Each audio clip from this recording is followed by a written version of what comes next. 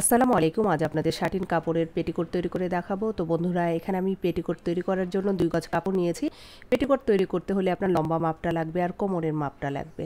তা আমি এখানে 36 ইঞ্চি লম্বা তৈরি করব আর কোমরের মাপটা আছে আপনার 32 ইঞ্চি। তো কোমরের মাপটা যা হবে তার থেকে অন্তত 4 ইঞ্চি বাড়িয়ে নিব। তো বন্ধুরা, এই কাপড়ের বহরটা অনেক বেশি হয়, যার কারণে আপনার যে বেল্টের জন্য যে আরও 5 ইঞ্চি কাপড় আমি সবসময় বলি বাড়তি নেওয়ার জন্য, সেটা আর করতে হবে না, সাইড থেকেই বেল্টটা বের করা যাবে। তো লম্বা যা হয় নিচের যে ঘেরটা, এটা দিয়ে কিন্তু টোটালটা আপনার বের করতে হবে, আর বেল্টের কাপড়টা আপনার সাইড থেকে বের করতে হবে। তো বন্ধুরা, এখানে একটা পাট আমি এভাবে করে রেখেছি, আরও একটা পাট এটার ওপর সোজা করে রেখে 2 পাট এভাবে করে সমান করে ভাঁজ করে নিব, এই যে এরকমভাবে। তো কাটার সুবিধার জন্য আমি এখন আপনাদেরকে এই সাইডটা আমার দিকে এনে দেখাচ্ছি যে বেল্টের কাপড়টা প্রথমে কিভাবে বের করে নিতে হবে। তো বেল্টের চওড়াটা হয় আপনার 2 ইঞ্চি, সেলাই করার জন্য আপনার আরও হাফ ইঞ্চি নিতে হবে, তাহলে হয় 2.5 ইঞ্চি। বেল্টের কাপড় আপনার ডাবলভাবে থাকে, তো 2.5 ইঞ্চিকে ডাবল করলে আপনার 5 ইঞ্চি হয়। তো সাইড থেকে 5 ইঞ্চি বরাবর, জাস্ট এই যে এইভাবে করে 5 ইঞ্চি বরাবর টোটাল যে সাইডের কাপড়টা আছে টোটালটাই আপনার 5 ইঞ্চি বরাবর দাগ দিয়ে দিতে হবে। তো এর জন্য আমি সবসময় বলি যে কাপড়ের বহর যদি আপনার কম হয় তাহলে টোটাল যা লম্বা তৈরি করবেন সেই অনুযায়ী কাপড়টা রাখবেন, আর বেল্টের জন্য আরও 5 ইঞ্চি এবং স্বাস্থ্য ভালো হলে 10 ইঞ্চি কাপড় বেশি নেবেন, তাহলেই হবে। তো শাটিন কাপড়ের বহর অনেক বেশি, যার কারণে সাইড থেকেই আপনার এই কাপড়টা বের হয়ে গেছে। আর 36 ইঞ্চি লম্বা তৈরি করব, 2 গজ কাপড় নিয়েছি, টোটাল লম্বাটাই কিন্তু এখানে 36 ইঞ্চি বরাবর আছে। তো এই যে বেল্টের যে দাগটা দিলাম, এখন বেল্টের কাপড়টা আলাদা করে নেব।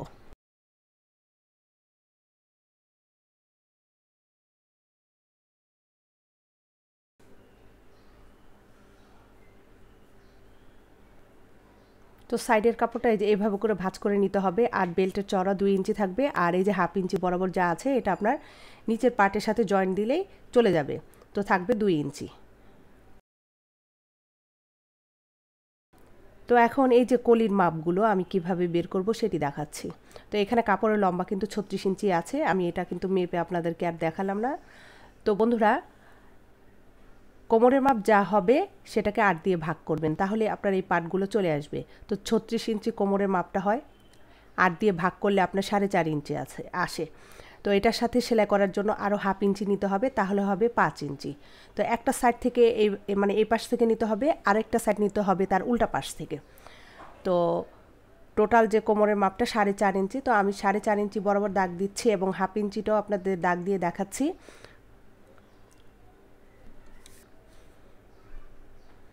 তো আরও একটা পাশ থেকে ঠিক এভাবে 4.5 ইঞ্চি এবং সেলাইয়ের জন্য যে হাফ ইঞ্চি নিতে হয়, দুইটাই আপনাদেরকে দেখাচ্ছি। তো এখন এই যে সাইডের যে বাড়তি মাপটা নিলাম, এই দাগটা এই নিচের এই সাইডের বাড়তি দাগটার সাথে আপনার মিলাতে হবে। তো আমি এটা ইঞ্চি টেপ দিয়ে দাগ দিয়ে দিচ্ছি।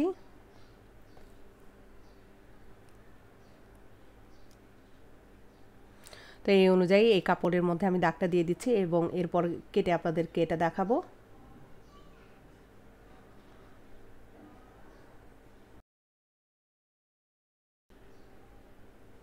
তো সাইডের যে জয়েন্টটা আছে এটা আমি কেটে প্রথমে আলাদা করে নিচ্ছি।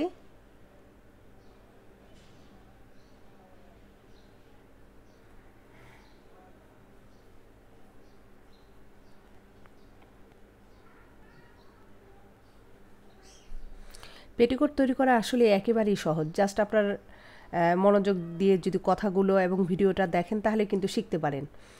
তো বন্ধুরা, এই যে আমার কাটা হয়ে গেছে, এখন দেখেন একটা সাইড বড় আর একটা সাইড ছোট।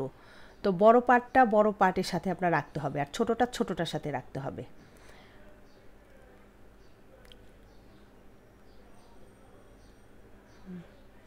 তো যে পাশটা সোজা আছে সোজাটা সোজা পার্টের সাথে থাকবে এবং বড়টা বড় পার্টের সাথে, ঠিক আছে, যেভাবে রাখলাম এভাবে করে রাখতে হবে। এই মাপটা দেওয়ার কারণ হচ্ছে আপনার সাইড থেকে কিছুটা কোণার অংশ বের হয়ে থাকে, এটা কাটতে হবে।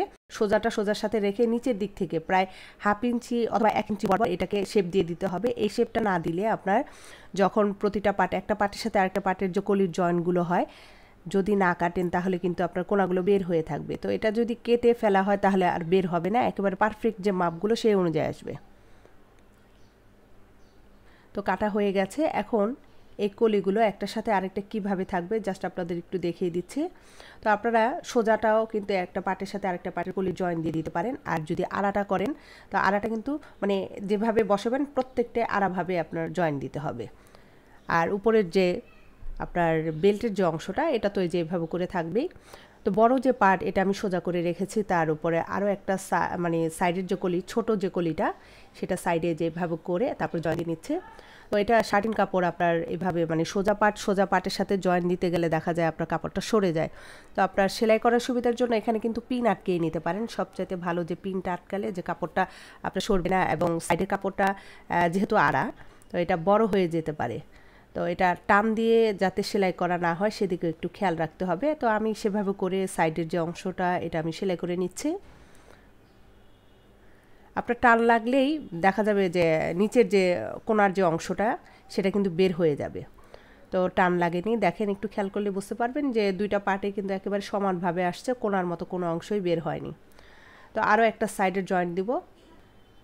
তো সাইডের যেভাবে দিয়েছি আরও একটা পার্টের জয়েন্ট দিয়ে নিয়েছি, এবং এভাবে করে দুইটা পার্টে আমি রেডি করে নিয়েছি।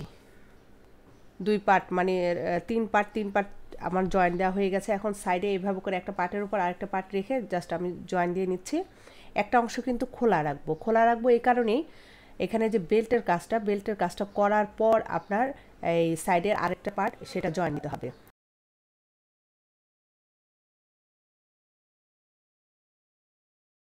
তো আর একটা পার্টের যে খোলা রেখেছি এখানে কিছুটা অংশ আপনার ফাঁকা রাখতে হয়। তো এই ফাঁকা অংশটা কতটুকু রাখবো সেটা দেখিয়ে দিচ্ছি। তো উপর থেকে ঠিক আপনার এই 5 ইঞ্চি বরাবর এই ফাঁকাটা রাখবো, আপনারা 4 ইঞ্চিও রাখতে পারেন। তো যে অংশটা দাগ দিলাম এখানে কোণা কেটে নিলে সবচেয়ে ভালো হয়। তো আমি এখানে যে দাগ অনুযায়ী ভাঁজ দিয়ে সাইড থেকে একটু কোণা কেটে নিচ্ছি। এখন এই যে দাগটা মানে কোণাটা কাটলাম, এখানের অংশটা আপনার জয়েন্ট মানে চিকন করে সেলাই করে এটা আটকিয়ে দিতে হবে। বেল্টটা জয়েন্ট দেওয়ার আগে এই কাজটা করলে আপনার বেল্টের জয়েন্টটা দিতে সুবিধা হবে। তো এর জন্য আমি সাইডের যে অংশটুকু ফাঁকা রাখবো সেটা আমি সাইডে এভাবে করে ভাঁজ করে নিয়ে মানে কোণা পর্যন্ত সেলাই করে নিব। তো এইভাবে করে আরও একটা সাইড আমি জয়েন্ট মানে সেলাই করে নিব। তো এখানে পাড়ের অংশ যেহেতু আছে এখানে আর ভাঁজ দেওয়া লাগবে না, জাস্ট এইভাবে করে সাইড থেকে ভাঁজ করে নিয়ে এটা সেলাই করে নিচ্ছি।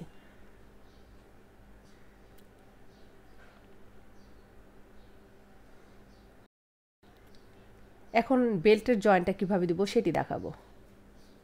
তো বন্ধুরা, বেল্টের কাপড়টা আপনার নিচের দিকে সোজা করে নিচের দিকে রাখতে হবে, আর এর উপরে নিচের যে ঘেরের কাপড়টা এটাও এই যে এভাবে করে সোজাভাবে রাখতে হবে। তো 1 ইঞ্চি বাড়তি রেখে মানে বেল্টের কাপড়টা 1 ইঞ্চি বাড়তি রেখে তারপর আমি সেলাইটা দিচ্ছি।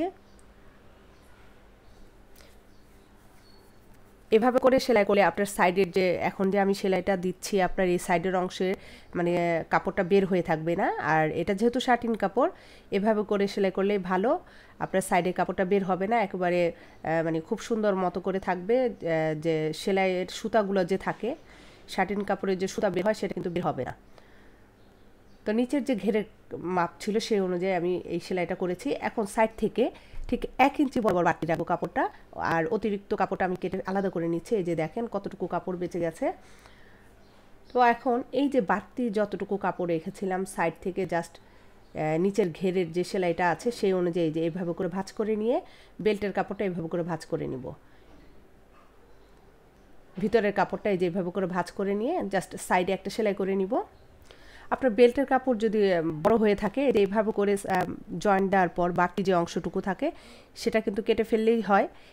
অনেকে দেখা যায় বেল্টের সেলাইটা করতে নাকি সমস্যা হয়। আসলে আপনার কি বলবো যে এটার যে বাড়তি অংশ যেভাবে দেখালাম এইভাবে করে ভাঁজ করে নিয়ে অতিরিক্ত যে অংশটা থাকে এটা কেটে ফেললেই হয়। তো আর একটা সাইডের জয়েন্ট আমি এইভাবে করেই দিব। এই যে সাইডের যে সেলাইটা আছে নিচের এই বরাবর ভাঁজ করে বেল্টের কাপড়টাও ভাঁজ করে নিব। এই যে এখানে কিন্তু অতিরিক্ত কাপড়টা আছে, অতিরিক্ত কাপড় হলে আপনার কেটে ফেললেই ভালো। তো আমি না কেটে এইভাবে করে ডাবল করে ভাঁজ করে দিচ্ছি। আপনারা কেটে ফেলবেন তাহলে সমস্যা নেই। তো এই যে এইভাবে করে ভাঁজ করে নিয়ে নিচের মাপ অনুযায়ী টোটালটা আমি সেলাই করে নিব।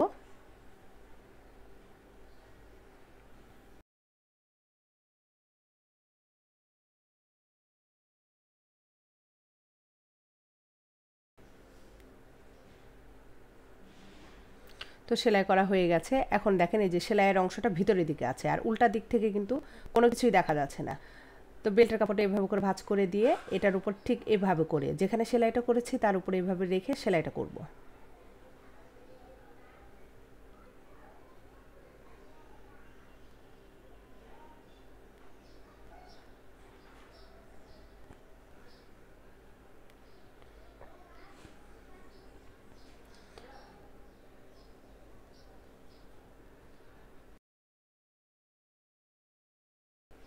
তো কোমরের সেলাইটা আমার একটা সেলাই দেওয়া হয়ে গেছে, বাড়তি সুতাগুলো আপনার কেটে দিতে হবে। তো এই যে এখানে একটা সেলাই করেছি, সাইডে আরও একটা সেলাই দিতে হবে। তা আরও একটা সেলাই আপনার প্রায় 2 থেকে 3 সুতার সাইডে এই সেলাইটা দিতে হবে।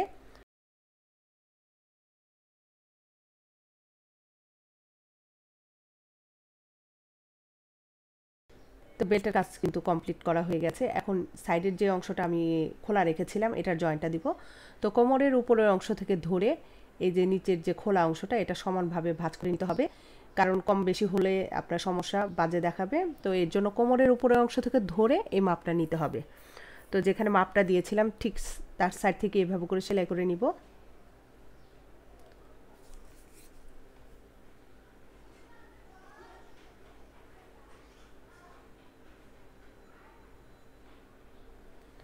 তো সেলাই করা হয়ে গেছে। এখন আমি নিচের যে ঘেরের সেলাইটা সেটা করব। আর বন্ধুরা, এটা শার্টিং কাপড়, আপনারা কিন্তু একটু পিকো করে নেবেন, তাহলে ভালো হয়। তো নিচের সেলাইটা করার জন্য এই যেভাবে করে ভাঁজ করে নিয়ে আরও একটা ভাঁজ দিয়ে দিব, মানে প্রথমে একটা 1/2 ইঞ্চি বরাবর ভাঁজ দিব, তারপর আরও একটা ভাঁজ দিয়ে নিচের টোটাল যে ঘেরটা আছে টোটাল ঘেরটাই আমি সেলাই করে নিব।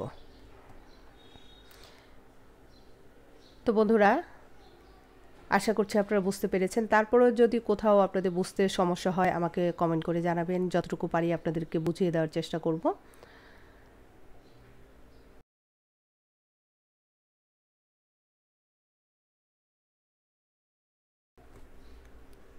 তো টোটাল ঘেরের যে সেলাইটা সেটা মানে সেলাই করা হয়ে গেছে। তো নিচের দিকে আমি আরেকটা সেলাই দিব। তো এটা যার যার ইচ্ছে আপনারা দিতেও পারেন, সেলাইটা না দিলেও কোনো সমস্যা নেই। তো আমি এখানে সেলাইটা করে নিব। তো বন্ধুরা, সেলাই করা হয়ে গেছে, আর এরই সাথে কিন্তু আমার এই শাড়ির যে পেটিকোট সেটা কিন্তু কমপ্লিট করা হয়ে গেছে। তো আশা করছি আপনাদের ভালো লেগেছে। যদি ভালো লাগে তাহলে লাইক, কমেন্ট এবং শেয়ার করতে ভুলবেন না। যারা আমার এই চ্যানেলটি এখনও সাবস্ক্রাইব করেনি, সাবস্ক্রাইব করে নিতে পারেন এবং পাশে থাকা যে বেল বাটনটি আছে সেটি অন করে রাখবেন। তো বন্ধুরা, আজকে এই পর্যন্ত, আবারও দেখা হবে। ভালো থাকবেন। আল্লাহ হাফেজ।